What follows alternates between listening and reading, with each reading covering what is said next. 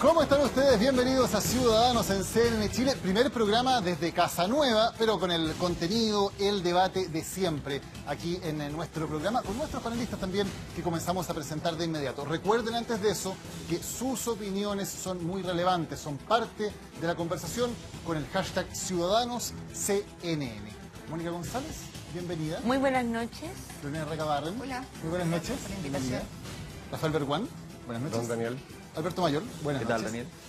Nuestros panelistas. Y nuestra pregunta del día de hoy la comenzamos también a compartir de inmediato con ustedes. Comienzan a comentar, a votar. La siguiente es la pregunta del día de hoy. ¿El caso Bancard afecta la opción presidencial del expresidente Piñera? ¿Sí o no? Ahí está planteada la pregunta. Va a ser, por cierto, tema de debate también durante el programa de hoy. Comenzamos con un clásico de este programa, un clásico de Ciudadanos, el minuto de confianza. Alberto, partimos contigo. Parece una nimiedad, pero se ha comentado o denunciado, no sé cuál fue el tono con el cual nació el comentario, que el presidente Piñera tenía en su escritorio en La Moneda, mientras presidía la República, uno o más pantallas del computador dedicadas a ver las acciones en vivo, cómo se movían las acciones en el mundo en ese preciso instante mientras él estaba gobernando. Parece una nimiedad porque evidentemente los temas económicos son importantes en los gobiernos, pero resulta que no hay ninguna decisión, y las he pensado todas, las potenciales, que un presidente pueda tomar vinculándolo con el movimiento específico de un minuto en la bolsa. Eso lo hacen quienes especulan, eso lo hacen quienes quieren invertir.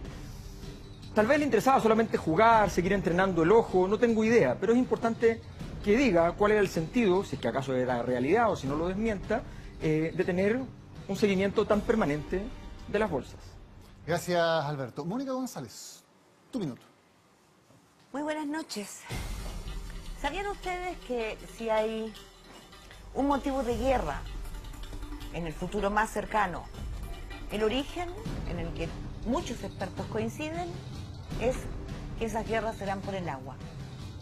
Y mañana la Cámara de Diputados va a votar una ley que tiene y se relaciona y define qué va a pasar con la propiedad de ese elemento esencial para la vida y la paz de los chilenos. Pues bien, pareciera que a la Sociedad Nacional de Agricultura y a muchos empresarios les parece que esto de que el Estado les entregara a muchos derechos gratis de agua, que ellos los acapararan, algunos, especularan con ellos, y luego lo vendieran y crearan un mercado paralelo de millones y millones de dólares, me parece correcto. Y entonces hablan de una expropiación ilegítima, ilegal. Bueno, yo quiero decirles que mañana vamos a ver si esta Cámara de Diputados y luego el Senado va a privilegiar, como corresponde, los derechos de todos los chilenos para tener prioridades y que el agua sea del Estado, de todos los chilenos, para que el uso, para el consumo humano, para el riego de nuestros alimentos, sea la prioridad primera y no la especulación como es hoy día. Muchas gracias, Mónica. Rafael Berguán, tu minuto de confianza. La semana pasada terminó la negociación por el reajuste público y yo creo que dejó varias enseñanzas, menciono tres. Primera, un gobierno de izquierda en un año con elecciones y sin embargo el reajuste más austero desde el año 2003. Lección 1, el crecimiento no será todo, pero sin crecimiento es bien poco lo que se puede hacer. Segundo, dos de los dirigentes que representaron a los trabajadores llevan, tengo entendido, cerca de 20 años a cargo de sus gremios. La otra, la presidenta de la CUT, descontroladamente insultando al ministro de Hacienda desde las graderías en el Congreso, olvidándose del cargo que ostenta. Segunda lección, el desprestigio de los dirigentes, yo creo que es culpa de los mismos dirigentes y de los trabajadores que los eligen. Tercero y final, el paro de funcionarios públicos es ilegal, ocurre todos los años, los días no trabajados nunca se descuentan y al final igual hay reajuste y hay bono por término de conflicto. Y el gobierno nos dice que 98% de todos los servicios públicos cumplen 100% con sus objetivos. Lección 3, sin modernizar la relación laboral entre el sector público y los funcionarios, va a ser difícil que tengamos un Estado que funcione bien. Muchas gracias, Rafael. Lorena Recabarren, tu minuto de confianza. Gracias. Muy buenas noches. Hoy día se tramita la ley de presupuesto 2017 en el Congreso, pasó ya al Senado y tiene que estar lista en 2 semanas más.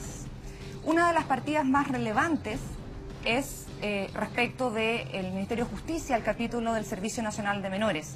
¿Sabía usted que el 95% de los niños que atiende el Sename los acogen instituciones colaboradoras del Estado, que son instituciones privadas, y que el otro 5% está en centros de administración directa del Estado?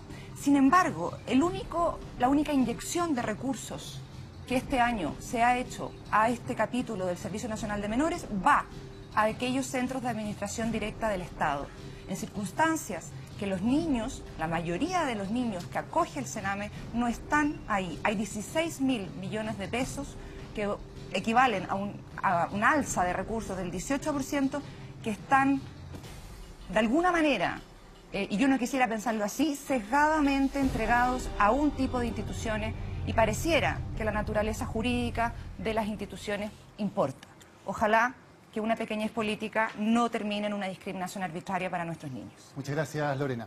Me tomo ahora mi minuto de confianza. Si ustedes están viendo esto, estadísticamente lo más probable es que no lo estén viendo en vivo en un televisor, sino que lo estén viendo a través de una red social, en su computador o en su teléfono, porque alguien lo viralizó a través de Facebook, de Twitter. Hay editoriales de CNN Chile que tienen 1 millón, hasta 2 millones de reproducciones vía Facebook. Es una herramienta maravillosa para que ustedes determinen cuáles son los contenidos que se viralizan, pero es también un tremendo peligro. Y así se ha demostrado en las últimas elecciones de Estados Unidos. Se ha creado un mercado que mueve mucho dinero de gente que está dedicada a postear información falsa a través de las redes sociales y que tienen además exactamente claro ¿cuál es el tipo de información falsa que genera más clics? ¿Es la que promueve el odio? ¿Es la que promueve teorías de la conspiración? ¿Es la que promueve, por ejemplo, el racismo?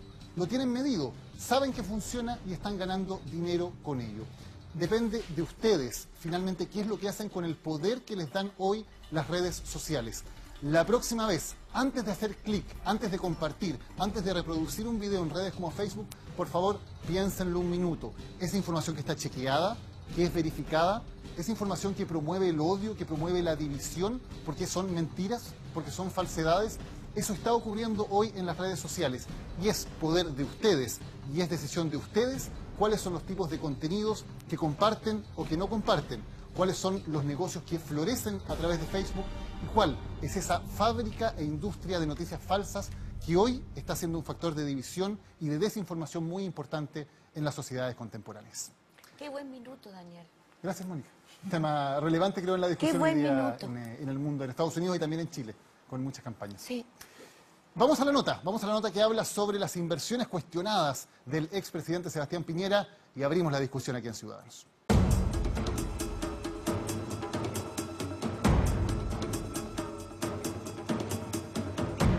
Siempre defendí los legítimos derechos e intereses de Chile. Desgraciadamente el fideicomiso no era en toda su magnitud. Acordado. Saber si efectivamente Sebastián Piñera defendió adecuadamente la soberanía del país. El problema no es ser empresario, el problema es cuando hay conflictos de interés. Están empezando a una guerra sucia. La imputación que le ha hecho la nueva mayoría al expresidente Piñera es injuriosa. La única instrucción que yo recibí del presidente Sebastián Piñera fue defender con todo los intereses superiores de Chile. Toma interés en una negociación o contrato en lo que él está participando. Tendremos que resolver si eventualmente ya se abre alguna investigación. Todas las inversiones que hizo Bancar fuera de Chile se hicieron absoluta y totalmente de acuerdo al marco legal.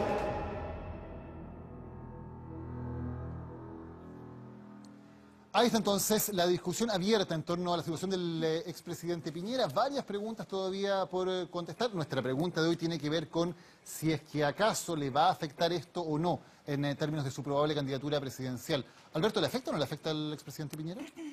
Yo creo que es evidentemente un caso que le afecta por varias razones.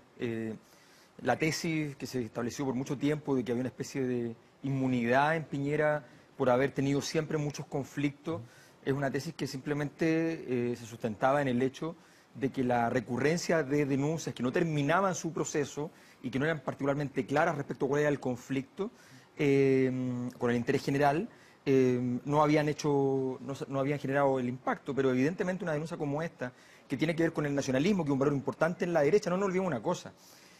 El único momento en el cual, por ejemplo, el Mercurio abandona a Piñera, después de haber tomado una decisión dura para el Mercurio de apoyarlo, ¿ya? El único momento en que abandona a Piñera durante su mandato es el momento en que viene Obama a Chile y el Mercurio se molesta por la forma un poquito liviana, superficial en que Piñera trata la relación con Obama, e incluso en un momento una noticia el Mercurio pone, en una reunión que duró 2 minutos y se produjo en el pasillo del hotel, el presidente Piñera visitó al presidente Obama, señalando lo patético de la escena, que estaba coronada con Salaquet esperando abajo del hotel con las llaves de la ciudad que no pudo entregar. Bueno, todo eso al Mercurio le molestó porque finalmente el patriotismo de la derecha tradicional chilena tiene que ver con una cosa muy simple. Es su país, es de ellos. Entonces eso les molesta mucho. Y creo que aquí choca un valor importante de esa derecha tradicional, oligárquica, histórica, con esta derecha nueva. Okay. Lorena, ¿coincides? ¿Le afecta al presidente Piñera por el tema del nacionalismo por ese lado? Yo creo que hasta ahora lo que ha demostrado al menos la encuesta Academa ayer fue que no le afecta, pese a que existen juicios, ¿verdad?, en relación a creerle o no a creerle al expresidente Piñera, no le afecta en términos de su preferencia de voto o de quién cree usted que va a ser presidente en Chile el próximo año, ¿no? Ahora, una encuesta tomada a 3 días o 4 días de que este tema esté en la noticia, nosotros tenemos que recordar otros episodios recientes, ¿no?, de casos relativos a temas de ciertos cuestionamientos, irregularidades, ¿verdad?, que demoran en tener su efecto. Yo creo que acá hay algunos aristas que hay que señalar más precisamente. Despejado absolutamente el tema de la defensa de los intereses del país, creo que eso ya absolutamente nadie lo cuestiona. El presidente, además, el sistema el manejo de las relaciones exteriores está blindado institucionalmente para que no exista la posibilidad de que un presidente de la República pueda manejar de alguna manera a su antojo el resultado. De modo que en ese sentido, yo creo que, así lo han dicho exministros, etcétera, zanjado ese tema. Pero perdón, no decimos siempre, cada vez que hay una crítica a un presidente por un tema de política exterior, no se dice siempre, esto es un tema de competencia del presidente de la República. El presidente sí puede mover, no estoy diciendo que Piñera lo haya hecho, pero sí puede mover las relaciones exteriores de Chile para un lado o para el otro. Hay una discrecionalidad importante. El presidente de la República es el encargado del manejo de las relaciones exteriores del país. Sin embargo, el caso del juicio de La Haya, como así bien lo ha expresado las opiniones los exministros de Relaciones Exteriores, Matías Walker, el mismo canciller actual, Heraldo Muñoz, y el embajador en La Haya, Alberto Van Claveren, esto se trata de un tema de Estado. Pero las cuerdas separadas con Perú, por ejemplo. Sí fue una decisión del gobierno del presidente Piñera, que otros gobiernos, en cambio, tomaron una decisión distinta. Yo creo que el tema... A ver, a mí me gustaría hacer un foco distinto de esta historia. Yo voy a partir de la buena fe de Piñera. Supongamos que, porque me parece que toda esta cosa de la seguridad nacional debe ser por una reacción. A mí todo esto de la seguridad nacional y el patriotismo y el nacionalismo no me despierta gran interés. Porque yo dudo que esto pudiera afectarlo derechamente. En cambio, yo creo que aquí se abre un flanco que de verdad pone un punto de inflexión. Y lo quiero expresar. Un punto de inflexión absolutamente distinto a cualquier otra discusión que hayamos tenido sobre un presidente con fortuna. Esta revelación que hace Radio Bio Bio y El Mostrador sobre esta inversión de Piñera en una pesquera nos abre una compuerta a algo que no habíamos mirado hace mucho rato. ¿Cuál es la real fortuna de un eventual y casi seguro candidato a la presidencia? Y yo creo desde ese punto de vista, el hecho de que este virtual candidato a la presidencia de la República tenga inversiones de la magnitud de las que tiene en Colombia, que controla casi el 10% de las acciones que se transan en la Bolsa de Colombia, que tiene acciones en Cemex, una de los gigantes de cemento mexicano. A través de las acciones de Colombia, tiene acciones en Avianca y Terpel, un líder de la distribución de combustible. Y ojo, en Perú, no solamente tiene acciones en esta empresa Exalmar, en que entre paréntesis es el segundo mayor accionista, sino que tiene acciones en otro conglomerado, también a través de un paraíso tributario, en donde invierte y participa en 16 otras empresas que tienen intereses en empresas marítimas, en empresas navieras, en empresas de servicios y en empresas de infraestructura. Por ejemplo, el aeropuerto del Cusco. Lo que planteo es lo siguiente. ¿Alguien puede suponer, por ejemplo, que el día de mañana, cuando este fideicomiso que hace el presidente, el posible presidente, el eventual presidente Piñera, supongamos, hace una fusión societaria, vende acciones o una de sus empresas se ve involucrada, cosa bastante factible y que ocurre frecuentemente, un gran caso de corrupción? ¿Alguien piensa que en quién va a recaer eso? Obviamente en el dueño de las acciones, en el real dueño de las acciones. Hay un flanco abierto, por lo tanto. Por lo tanto, en ese sentido, yo me iría mucho más allá de lo que es Exalmar y lo que hizo o no hizo Piñera con esas acciones mientras era presidente de la República, sino que yo creo que el punto de inflexión es el año 2009. Hicimos exigencias respecto a un respectivo fideicomiso, muy laxas.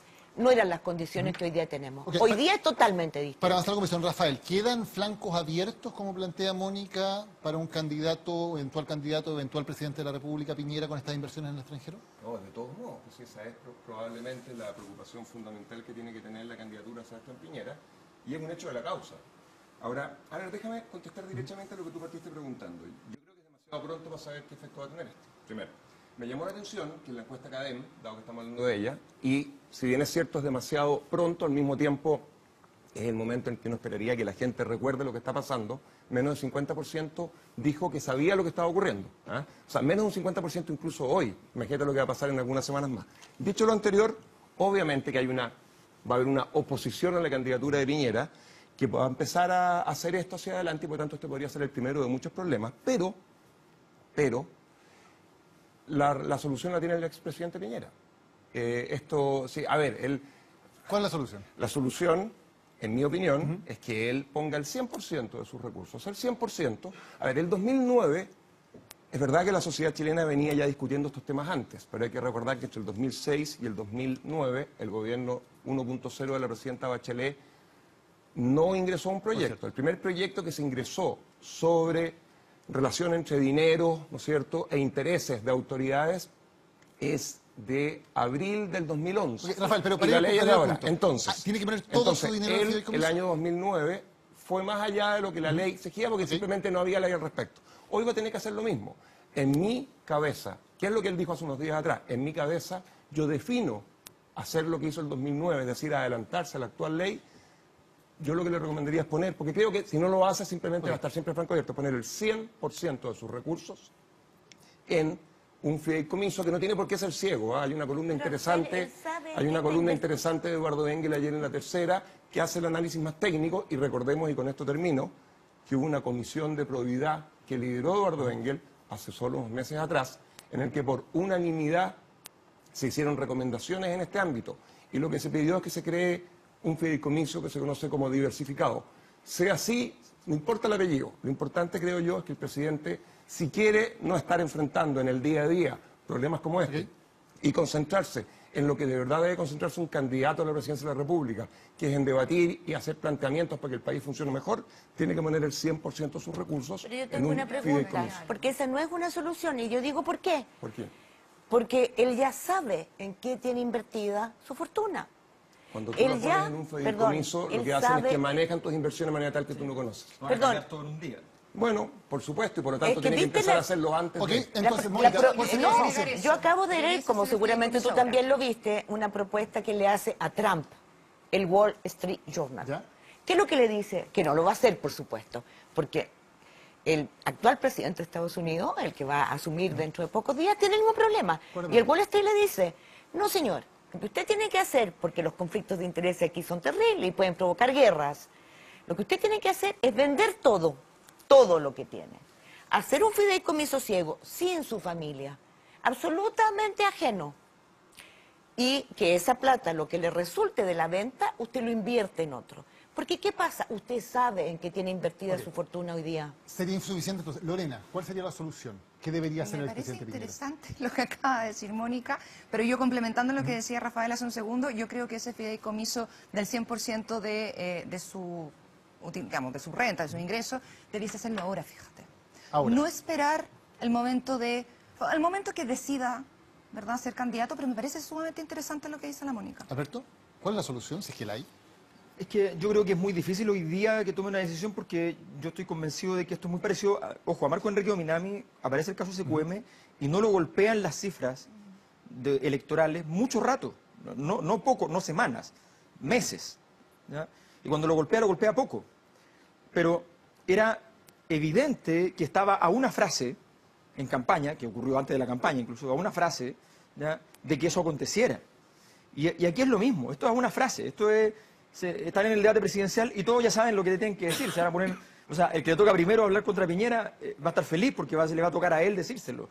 Entonces, es una vulnerabilidad muy grande, muy grande. Creo que hoy día el mejor consejo para Sebastián Piñera no es qué hacer con la fortuna, porque creo que lo que va a tener que dedicarse a los negocios. O sea, ¿tú crees que esto... Es que Piñera no va a ser presidente? Yo creo que no va a ser candidato. ¿Pero va a ser candidato? O sea, puede ser precandidato a la primaria. Incluso creo que perdería la primaria. Como Sarkozy en Francia. Claro. ¿Así de grave crees que es el daño? Sí. Rafael, ¿estás de acuerdo? Yo no estoy de acuerdo. Yo creo que, bueno, a ver, nuevamente, no sabemos lo que va a ocurrir. Este puede ser el primero de muchos intentos por bajarlo por algo que al final define lo que es su realidad. Una realidad de la cual él no va a poder, ¿no es cierto?, evadirse. Me parece bien injusto también que uno le pida a una persona que deje de ser lo que es y que deje de lado, ¿no es cierto?, su patrimonio por el hecho de ser candidato o incluso presidente de la República. Sin embargo, dicho lo anterior, también me parece absolutamente fundamental que una persona como el expresidente Piñera, que ha sido presidente de este país y que por lo tanto ha puesto lo privado detrás de lo público en muchas ocasiones, yo creo que lo tiene que seguir haciendo. Y en el Chile actual, poner lo público por encima de lo privado consiste básicamente en, como decía Mónica, habrá que ver cuál es el mecanismo más adecuado. Pero antes de que él asuma la presidencia de la República, antes, no un día después, haberse desprendido de las inversiones actuales en términos del conocimiento que él tiene de las mismas y haberle entregado, por ejemplo, a un banco de inversiones internacional la obligación de administrar esos recursos. Y tiene que ser en el 100% de los recursos. Perdón, solo un comentario. La gente no tiene por qué saber esto. Estamos discutiendo algo que yo creo que es importante y que tiene que ver con seguir alimentando la confianza de nosotros en la política y, por lo tanto, fortalecer la democracia. Pero también tenemos que reconocer que hace pocos meses atrás se aprobó una ley en este país, después de todos estos años, que es la ley 20.880. Esa ley fue aprobada hace algunos meses atrás, después del trabajo de la Comisión Engel, y esa ley solo exige que las autoridades actuales en Chile, hoy, no es una ley del 2009, hoy solo exige que los presidentes hagan exactamente lo que el presidente Piñera hizo el año 2009. Y nada más. Entonces, yo termino con esto. Mi pregunta es, ¿nos hacemos trampa jugando el solitario o no hacemos la pega? Hay otra lista que es el tema de los paraísos tributarios y del hecho de que esta inversión haya sido una sociedad de inversiones Bancar creada en un paraíso fiscal como era en ese momento las Islas Vírgenes. Si bien últimamente eso ha cambiado, pero en el momento de la inversión era un paraíso fiscal. Pero no ha cambiado. Y yo voy a decir por qué no ha cambiado. Es muy extraño esto, ¿ah? Todos los medios dijeron que apenas estalla el escándalo, Sebastián Piñera llama al abogado Fernando Barros, que es uno de los expertos tributaristas que le hacen escabullir impuestos a muchos empresarios, empezando además por Pinochet hace muchos años. Y Fernando Barros le dice, no te preocupes, según dice la prensa, y no ha sido desmentido. No te preocupes porque la OCDE le quitó la calidad de paraíso tributario, la blanqueó y la británica. Bueno, yo quiero decir que en la legislación actual chilena, si uno va al Ministerio de Hacienda, hay un decreto donde sigue siendo Islas Británicas un paraíso fiscal. Y quiero decir que esa tal recomendación de Fernando Barros no está. O sea, Islas Británicas sigue siendo. Lo que hay un es informe más... de la OCDE que cambia el Sí, el pero lo que es escenario. más importante es que en la arremetida que hace la estructura financiera mundial después de el efecto depredador impresionante que provoca la investigación de los Panama Papers, donde participó CIPER. La arremetida es, hay que hacer una cláusula, hay que hacer una arremetida de los gobiernos para terminar con los paraísos fiscales. El mismo Sebastián Piñera dijo, hay que terminar porque son un daño para la humanidad. Porque ahí están los rentistas, ahí se oculta el dinero que sale de la corrupción. Entonces, el tema es el siguiente. Sebastián Piñera decía eso y tenía al mismo tiempo inversiones, grandes inversiones, estamos hablando de muchos millones, en una sociedad basada en las Islas Británicas, pero también en Panamá. Como se ha dicho, en Panamá tiene otras sociedades a su nombre. ¿Serán las únicas que tiene? Entonces, el tema es, yo creo, muy importante. Si estamos frente a una arremetida mundial por sanear, por hacer que todos estos capitales buitres porque son carroña, desaparezcan y puedan volver a incentivar el empleo y la transparencia en los países. El presidente Piñera, hoy día candidato, el expresidente, hoy día candidato y posible futuro presidente, ¿puede dar el ejemplo manteniendo empresas en paraísos fiscales? Se plantea ese tema, si hay una contradicción entre lo que dice el Piñera político en contra de los paraísos fiscales y lo que hace el Piñera empresario. ¿Hay una contradicción? Yo creo que al final hay un tema de fondo que tiene que ver con lo que ha dicho la Mónica y con lo que dijo Rafael respecto de la recientemente aprobada ley que genera estas condiciones mínimas, ¿no?, del fideicomiso. Más allá de lo que la legislación pueda hacer, yo creo que acá el punto central es cómo yo recupero, siendo quien soy, ¿verdad? En el caso del expresidente Piñera, pero también en el caso de cualquier otro candidato asociado a algún tipo de conflicto de interés, ¿cómo hago para recuperar la confianza? Más allá del tema legal, es que es súper relevante. Pero hay un tema que es pero está el tema de los paraísos fiscales, está planteado el tema. Pero ahí hay un gran error, porque, a ver, porque aquí hay 4 niveles. Uno es el tema político, que yo creo que es el relevante para Sebastián Piñera hoy día. Es en el que yo creo que hay un flanco que el presidente tiene que resolver y depende de él resolverlo, pero es el político. Hay también un análisis técnico, legal, si tú quieres, e incluso en el ámbito de la ética. Yo creo que aquí hay mucha ignorancia cuando se habla de paraísos fiscales, porque paraísos fiscales son la ciudad de Londres, son la ciudad de Delaware, son el estado de Delaware en Estados Unidos. Sí. Paraísos fiscales son muchos lugares, porque paraíso fiscal significa básicamente eso, un lugar en el que los impuestos son más bajos. En los paraísos fiscales, lo dijimos en este programa hace algún tiempo atrás, a propósito de la investigación de CIPER, en los paraísos fiscales están típicamente escondidas las platas mal habidas, pero no todas las platas que están en un paraíso fiscal son platas ilegales. En el caso, por ejemplo, de lo que pasó con Lawrence Goldman, hay una diferencia con Sebastián Piñera. ¿Puede un presidente de la República tener su dinero intentando evitar pagar menos impuestos? La diferencia tiene que ver justamente con que estas platas que el presidente tendría invertidas, como tiene Codelco y ENAP, en un lugar en el que los impuestos para la inversión son más bajos, son platas que, si fueron generadas en Chile, tienen que haber tributado y por tanto además son platas conocidas. No, lo si que no no sabíamos es dónde estaban puestas. No si no pasan por Chile. Bueno. Esa es la gran pregunta. Si no pasan por Chile. Bueno, pero ese es un tema que tiene que ver la justicia. Y ese es un tema de impuestos internos, ¿te fijas? Pero lo que nosotros entendemos y lo que ha dicho el presidente, y quién soy yo para dudar de eso, es que esas platas son platas que tributaron en Chile. Lo que pasó con Lawrence Goldman es que le pasaban platas directamente desde Chile, que debieron tributar para allá. Pero tú decías que aquí hay dos ambientes, Rafael. Incluso con pena de cárcel. Me quiero tomar tus palabras. Tú decías, hay un ámbito legal y hay un ámbito político. El ámbito legal, perfecto. El ámbito político es la pregunta. ¿Es presentable que las platas de un presidente de la República vayan a otro lugar, se arme una sociedad en un lugar, porque de alguna manera sirve para el pago de impuestos? Porque ¿por qué esta inversión se hace por Islas Vírgenes y no se hace por Chile o por cualquier otro país? Se hace por un tema de ingeniería tributaria. Por la misma razón. Bueno, pero ¿es políticamente Daniel, presentable? Cuando tú compras acciones IPSA en Chile, no pagas impuestos por ganancia de capital. Si tú compras acciones que no son IPSA, que son ISPA, sí pagan impuestos. No, pero estoy diciendo que cuando uno invierte después de que su plata ya pagó los impuestos, ¿por qué me van a obligar a mí a invertir en el lugar donde me den la rentabilidad más baja? Y la rentabilidad es lo que el proyecto entrega menos impuestos. Eso es lo mismo que hace Codelco.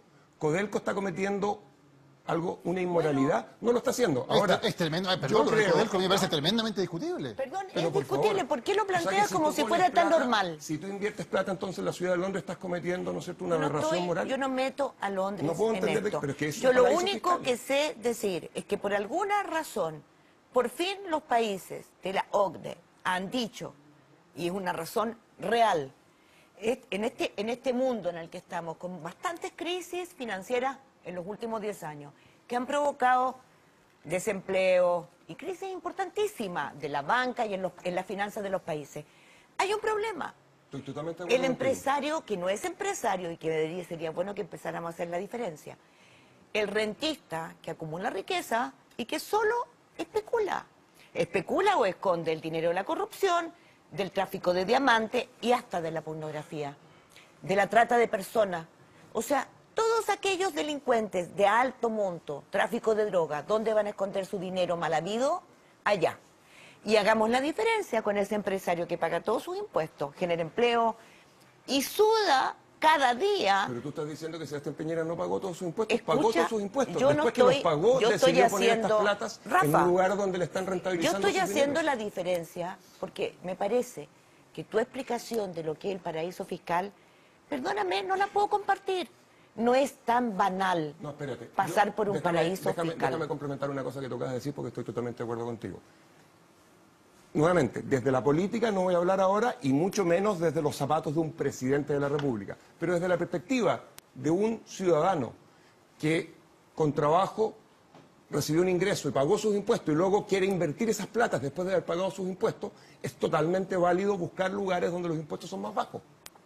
O opciones como el IPSA que no pagan impuestos. Dicho eso, desde la perspectiva de la política pública, los paraísos fiscales son un tremendo problema, porque son, y no estoy pensando en algo que es aún peor, que es un lugar donde se esconden delincuentes, muchas veces. Claro. Porque ahí es donde el dinero del narcotráfico llega. Pero desde la perspectiva de la política pública, incluso dejando de lado el tema de que permiten con opacidad que muchos delincuentes se escondan, los paraísos fiscales se transforman al final en un problema de recaudación tributaria.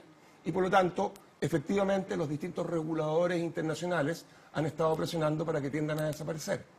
Pero también hay que recordar que los países son soberanos y si Irlanda quiere tener bajos impuestos, es difícil ir a convencerlo de que haga lo Pero la contrario. política del Estado de Chile es que desaparezcan los paraísos fiscales. ¿Propenderá a ello? Lo que hay, a ver, lo que hay es un acuerdo entre países, por ejemplo a través de la OCDE, de no promover la existencia de paraísos fiscales. ¿Por qué? Porque se entiende que no colaboren. Desde la perspectiva de la persecución del terrorismo, porque puede promover el financiamiento del terrorismo. Desde la perspectiva de la preocupación por los países más pobres, porque reduce la recaudación. Pero Rafael, ¿cómo no va a ser contradictorio que un presidente de la República tenga una política en la cual un Estado propende a cierta política y en sus inversiones personales haga lo contrario? ¿Cómo no va a ser contradictorio? Yo soy probablemente, es que yo creo que aquí está el error del presidente Piñera. Yo soy probablemente, ¿dónde está la cámara para decirlo mirando a la cámara? Yo soy probablemente con el dedo. Yo soy probablemente, me indico a mí, soy yo de los tontos que cree que lo que el presidente Piñera ha dicho es cierto, así como le creo a la presidenta Bachelet cuando dijo que no sabía de lo que estaba haciendo su hijo en Cabal. Por lo tanto, en mi caso, lo que yo creo es que el presidente Piñera se equivocó 2 veces, pero no está mintiendo cuando dice que no sabía que esas platas estaban, mientras era presidente, siendo invertidas afuera de Chile, en lugares que hoy día nos parece que eran... ¿No sabía que era un paraíso fiscal? ¿Que había una sociedad de Bancard en Islas Vírgenes? No, que la sociedad esté establecida ahí no significa, nuevamente, eso no significa que él esté luego poniendo esas platas en lugares donde se evadan impuestos. Yo creo que el error del presidente es doble esta semana y tiene que ver, uno, con cometer la imprudencia de no restringir a aquellos a los cuales él dice les entregó el mandato de administrarle sus platas fuera de Chile. Él debió haber dicho, ustedes quiero que hagan esto sin que yo sepa, pero no quiero que pongan platas ni en industrias relacionadas con esto, ni en países vecinos, etc. Y el segundo error que cometió, y con esto termino, es no haber dicho esto mismo esta semana cuando dio la entrevista. Yo creo que él debió haber pedido disculpas y debió haber dicho que se equivocó por no haber exigido cosas que este grupo de administradores debió haber hecho. Se nos acaba el tiempo, tenemos que ir a una pausa comercial, luego volvemos, hay más temas de conversación, hay un ajuste de gabinete, están las palabras de la presidenta Bachelet acerca de lo extraordinariamente bien que funciona su equipo, de eso hablamos a la vuelta.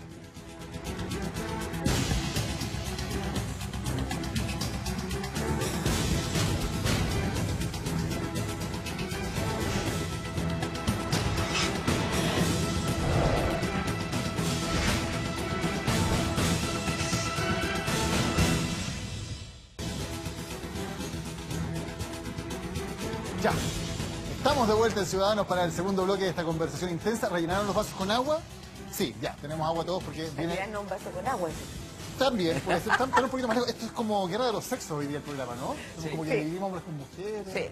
Como baile de séptimo básico. Voten. ¿Quiénes argumentan mejor, los hombres o las mujeres? Voten, ciudadanos. Esta buena esa discusión. Alberto, tenemos ajuste de gabinete, dijo la presidenta, no cambio de gabinete. Y la propia presidenta dijo que el equipo político lo está haciendo extraordinariamente bien. ¿Qué nos revela esto sobre lo que queda de gobierno? Que queda bastante todavía, queda 1 año y medio. A ver, por un lado, creo que son cosas diferentes la evaluación que se puede hacer. Por un lado, el cambio de gabinete o ajuste de gabinete que señaló la presidenta Bachelet, me parece razonable que si un presidente hizo un cambio de gabinete hace poco, considere que no es necesario hacer más cambio de gabinete y que los que renuncian, porque tienen su vida, cosa que me parece muy mal, ya se hablará de eso. O sea, los políticos no tienen su vida solamente, ¿no? Tienen la vida de otros, por tanto no pueden andar diciendo, es que ahora me voy porque yo tengo un proyecto. ¿Cómo? Ya, o sea, No, sí. ya se normalizó esto en Chile, que el que quiere llega y cuando quieren se Sí, va. pero me parece mal, pero bueno, más allá de eso, Está súper normalizado, que es otro nadie lo tema, discute. en algún momento lo tocaremos, porque hay mucho tiempo para adelante, pero más allá de eso, efectivamente creo que Michelle Bachelet me parecía obvio y natural que no hiciera el cambio de gabinete político que le estaban pidiendo. Otra cosa es que ella crea que funciona extraordinariamente bien. Me parece natural porque, sencillamente, no tiene proyecto. Cuando tú no tienes proyecto, ¿qué significa que vas a cambiar? ¿Para qué vas a traer a alguien si no le vas a entregar una hoja de ruta y esa persona no va a representar nada en específico? No tiene sentido. Michelle Bachelet renunció a parecer que está completamente alineada con la concertación y renunció a estar vinculada con su propio proyecto original. Ante esas dos renuncias al mismo tiempo, ella sencillamente hace como que no le hace caso a uno y no le hace caso a los otros. Pero es una cuestión simplemente formal. El gabinete político ha funcionado pésimo, es evidente. Acaban de sacar 0 votos en el Congreso. No tiene ninguna, no hay análisis. Lorena, ¿qué busca? ¿Puedo compartir más lo que Alberto acaba de señalar? Complementándolo simplemente con el hecho de que, porque se dice la presidenta perdió la oportunidad, ¿no?, de dar un golpe, un giro. Es que en realidad no sabe a dónde.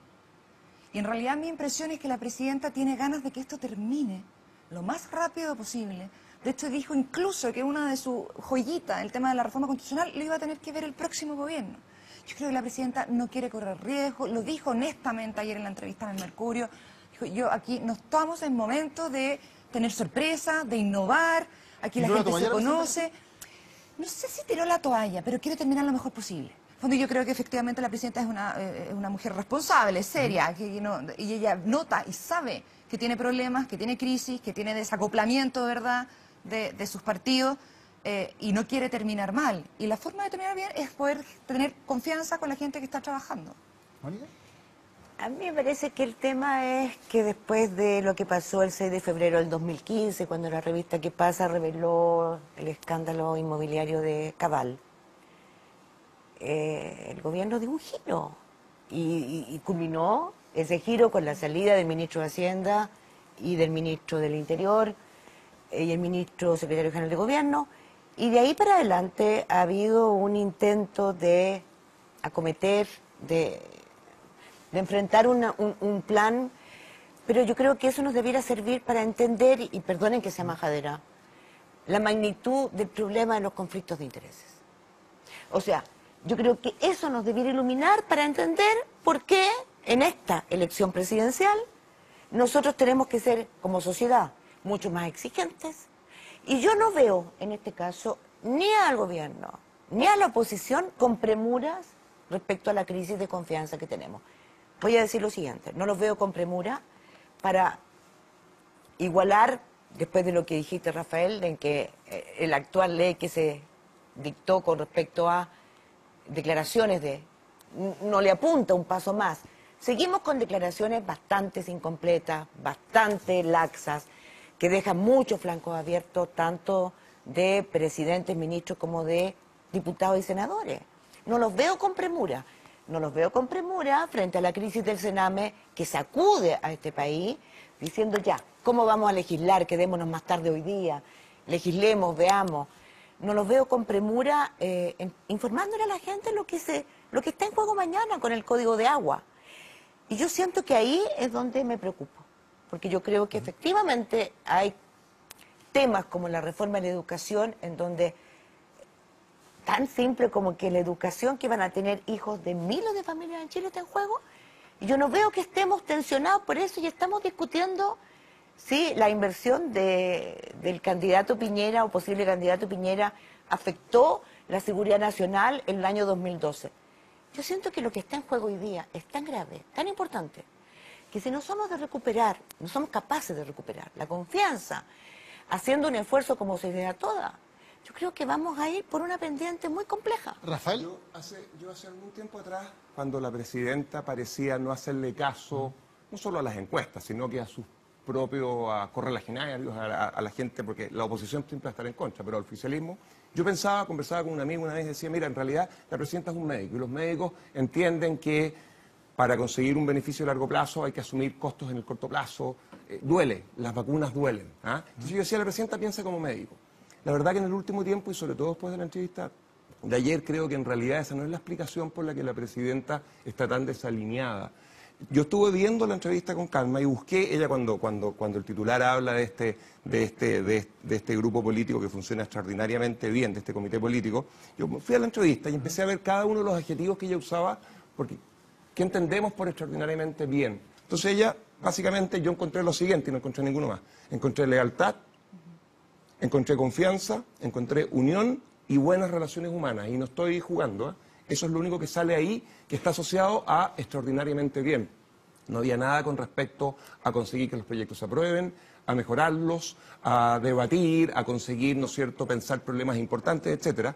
Y tú lo decías recién con cierto grado de ironía, cuando tú un proyecto lo pierdes con 0 votos a favor por primera vez desde el año 1990, y tu definición de hacerlo extraordinariamente bien tiene nada que ver con conseguir que los proyectos de ley se aprueben, y, con esto termino, tienes en el Congreso hoy 150 leyes todavía pendientes. A mí me duele la guata de pensar que todavía nos queda un tercio del gobierno. Pero, a ver, ¿en este tercio del gobierno no va a pasar nada? Porque le pregunto, a ver, de las grandes reformas que había prometido este gobierno, la reforma de la educación universitaria todavía ni siquiera empieza a discutirse. La nueva Constitución, ni hablar. Hoy día el proyecto de aborto por 3 causales. El proyecto de aborto está pendiente. El tema de las utilidades de las ISAPRES, lo vimos hoy día el tema de las ISAPRES, las utilidades.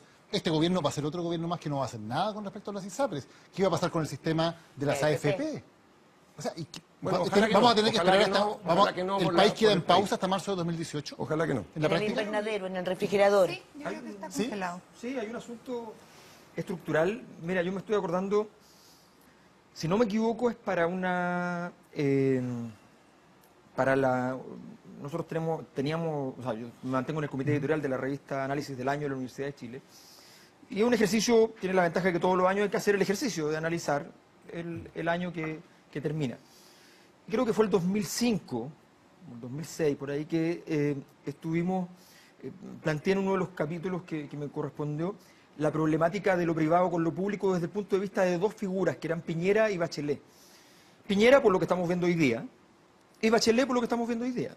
Piñera por los negocios, pero Bachelet por esta visión de la política muy vinculada a lo personal, a su vida privada, a sus amistades, a los vínculos, a las relaciones humanas, sin comprender la complejidad, la desestructuración personal que requiere muchas veces lo público, la lucha política. Cuando Cristo dice, en esa famosa frase, yo no traigo la paz sino la espada, y traigo el conflicto dentro de los hogares, lo dice respecto a la política. Dice, nosotros vamos a hacer una guerra y la gente de tu familia no va a estar de acuerdo. Van a decirte, tú eres un traidor, y tú tienes que luchar contra la gente de tu familia si quieres convencer y ganar la guerra en términos ideológicos. Bueno, eso es lo mismo en toda la política, y eso ha sido siempre así. El primer conflicto ocurrirá en el interior de tus primeros vínculos.